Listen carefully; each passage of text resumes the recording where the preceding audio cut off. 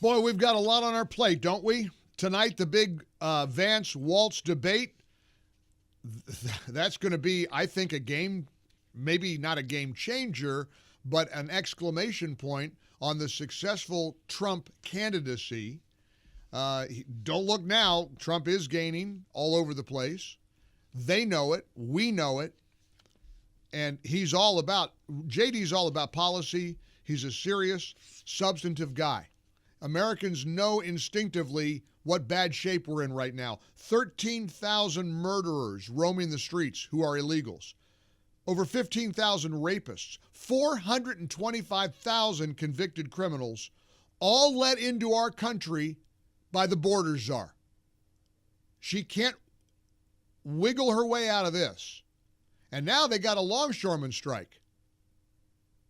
Think what a normal news media would be doing to the sitting administration if you got a longshoreman strike.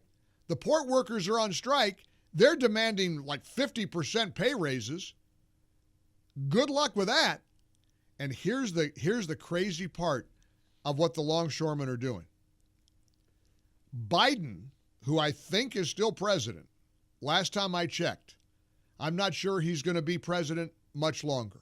I have a hunch that if tonight's vice presidential debate goes as well as I think it's going to go, and as Trump continues to surge in all the polling, and it becomes inevitable that Trump is going to win, they got to pull something out of their hat. And I think there's a really good chance that Biden is going to resign. I think he steps down in October, making her the incumbent, because they think that's the only way to stop Trump, and it won't work. My buddy Mark Davis is very nervous about this in Dallas. I'm not nervous about it. What else can they try? They've tried to kill him. They've tried to throw him in jail. They've tried to bankrupt him. So they try this. They put Kamala in office because Biden is so shameless and such a coward, he couldn't even stick up for himself when they pushed him aside and said, hey, we're going to kick you to the curb now, Grandpa. And he didn't have the guts to stand up and tell them to go to hell. He caved.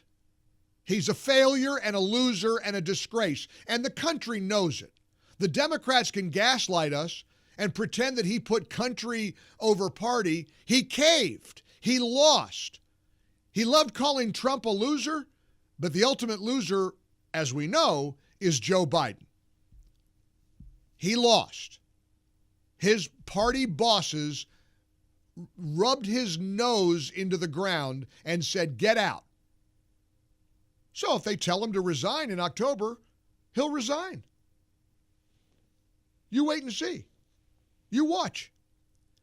Now, here's what's fascinating about the longshoreman strike, where prices are going to soar, shortages are going to be everywhere, all in the Biden-Kamala administration. This will be a huge talking point tonight at the debate, I'm sure. Biden has the executive power to end this strike immediately, but he can't. Kamala's already underwater with union support. Don't we have a CNN clip showing Kamala's lack of support from the unions? This is fascinating. You got to watch this. Again, this is CNN. They're all in for Kamala. They want her to win, but they are forced to admit the obvious. But look at where Kamala Harris is today. She is only leading by 9 points. That would be the worst Democratic performance in a generation, 10 points off the mark of Joe Biden, who, of course, won 4 years ago, was sort of that union guy, Union Joe, right? Won it by 19 points. She's 10 points off his mark, and the worst in a generation. Wow. That's bad. That's bad. Look, Trump is making inroads in all kinds of typical Democrat strongholds, including union households, and this strike is not going to help Kamala. This strike will not help her in any way, shape, or form. And again, how do you think she's going to solve it? Is she going to come march? Because she's essentially the president now. Is she going to come flying in and wave her wand and give them a 50% pay raise overnight? You know what that's going to do to prices? You know what that's going to do to the consumer? They are truly between a rock and a hard place. And make no mistake, the president of the International Longshoremen's Association, Harold Doggett, this guy is not playing around. These people today don't know what a strike is. Right. When my men hit the streets, from Maine to Texas, every single port will lock down. You know what's going to happen? I'll tell you. First week, be all over the news every night, boom, boom. Second week, guys who sell cars can't sell cars because the cars ain't coming in off the ships. They get laid off. Third week, malls start closing down. They can't get the goods from China. They can't sell clothes. They can't do this. Everything in the United States comes on a ship. They go out of business. Construction workers get laid off because the materials aren't coming in. The steel's not coming in. The lumber's not coming in. They lose their job. Everybody's hating the longshoremen now because now they realize how important our jobs are. Now I have the president screaming at me, I'm putting a Taft-Hartley on you. Go ahead. Taft-Hartley means I have to go back to work for 90 days. That's a cooling off period. Do you think when I go back for 90 days, those men are going to go to work on that pier? It's going to cost the company's money to pay their salaries. Well, they went from 30 moves an hour maybe to 8. They're going to be like this. Who's going to win here in the long run? You're better off sitting down and let's get a contract and let's move on with this world. And in today's world, I'll cripple you. I will cripple you. Wow. Hey, the mainstream media doesn't have the guts or the integrity to tell you this, but I'm happy to. The longshoremen have Kamala Harris between the proverbial rock and a hard place. This is catastrophic for Kamala Harris. If a Republican president had his or her head on the chopping block over this, that's what the media would be doing. They would hang this around the neck of President Trump, and incidentally, this would never happen under President Trump. You know it and I know it. Wouldn't happen. Trump would have never let it get to this point. It's with everything else. Immigration, the economy, the world scene. He would never let things get to the point that Joe Biden and Kamala Harris have let conditions devolve into today. It would never happen under Donald Trump's watch. But it is under Kamala Harris and Joe Biden. She's trying to fool you into thinking that she hasn't been part of the last 4 years. Good luck with that. Trump's going to win. Just want you to understand that. And J.D. Vance, J.D. Waltz and Tim Vance, J.D. Vance is going to slam the lid on that. You wait and see. 800-655-MIKE. We're in the Relief Factor studios. I want you to join us. I always put your calls front and center. Tell me what you think about all that's playing out right now in America, in the world. We've got Israel being threatened by a retaliatory missile strike by Iran. We've got thousands of illegals who are convicted criminals, murderers, rapists, roaming the streets because of the border czar's open border policies. We've got just a mess on our hands. And now this strike very well could be the nail in the proverbial political coffin of Kamala Harris. We'll see if you see it the same way. 800-655-MIKE, 800-655-6453. Post yesterday on social media that was like a punch in the gut. My Denise and I got married at a beautiful chapel called Pretty Place, known as Pretty Place. It's part of Camp Greenville up in the mountains. It's a beautiful chapel that it slopes down, and there's a giant cross, and you look right into the valley, and it's something that for me is the most beautiful place in the world because I married the most beautiful woman in the world, and she impacted me in ways that to this day I still think of her, even though I lost her in 2008. Pretty Place was devastated by Helene. It looks like it was almost completely destroyed. However, the giant cross where Denise and I repeated our vows to each other in front of, still standing. It's still there. The cross was not taken out. The cross still stands. We ought to remember that in everything we do. The cross still stands. Samaritan's Purse is all about the cross. They're on the ground in the Carolinas. They're doing so much good right now. Samaritan's Purse is providing emergency support to our friends and neighbors in this storm-ravaged nation.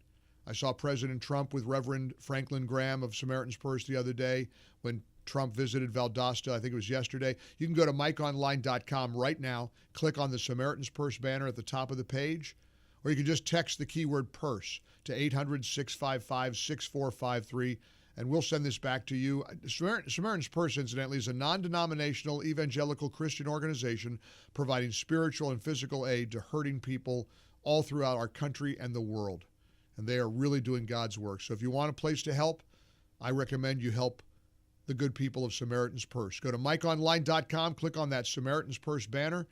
You can just text the word purse to 800-655-MIKE, or you can go directly to SamaritansPurse.org. Here's Gene in Georgia. Hey, Gene, what do you think about this longshoreman strike 5 weeks before the election? I think you're kind of right. I think what's going to happen is Biden's going to step down. He's going to put Kamala in, and Kamala's going to come in and save the day and say, look, I'm a big union person. But this is where Trump needs to seize on why we need to bring our stuff back to this country and stop having China make all our stuff. And I think he can seize on that, and that'll tell people, yeah, we need to stop. And he will, but here's the thing. I mean, I keep hearing people say, well, maybe she'll save the day. She can't save the day. How's she going to save? You know what they're demanding? You know how much? I heard 70% increase in their pay. I would like a 70% increase on my pay too. Wouldn't everybody? So at the end of the day, Kamala's stuck. And she can't tick off there's another clip. We played one from this longshoreman president, but there's an even better one where he gave an interview today to Fox News. I'm going to play that for you here in a few minutes as well. Things are going to get wild. Things are going to get really crazy. And so we're in trouble here in America.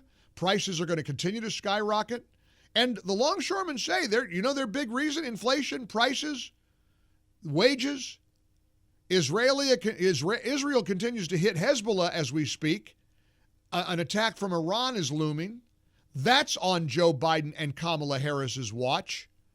Look, things are bad for them right now, and everybody knows it. Wayne's in Dallas. Wayne, welcome to the Mike Gallagher Show. Hello. Hey, Mike. Hey. You know what I keep hearing from Kamala and Joe is that we're working around the clock. I'm so sick of that. Yeah, and on the beach. That's where he was over the weekend, right? Yeah. Hey, 4 weeks ago, they were working around the clock. I was in Sylvain, California. I walked down the road, and all of a sudden I'm surrounded by Secret Service agents. And I heard that Joe Biden was working around the clock. Well, guess what? He wasn't. Jill Biden got out of that black SUV, surrounded by Secret Service, went into a bookstore. Joe was inside that SUV, asleep.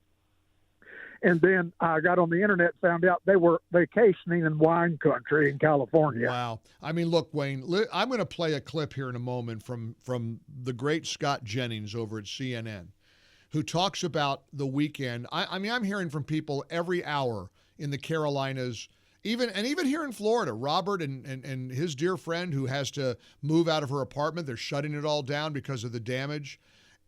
Chimney Rock, parts of Asheville are gone. You want to know where Joe Biden and Kamala Harris spent their weekend? If a Republican reacted to this horrific devastation the way Kamala Harris and Joe Biden did, they'd be finished. Well, they are going to be finished, and it's going to come November the 5th. Wait till you hear how Scott Jennings characterizes the optics of Kamala Harris and Joe Biden this past weekend. It's brilliant. Get ready.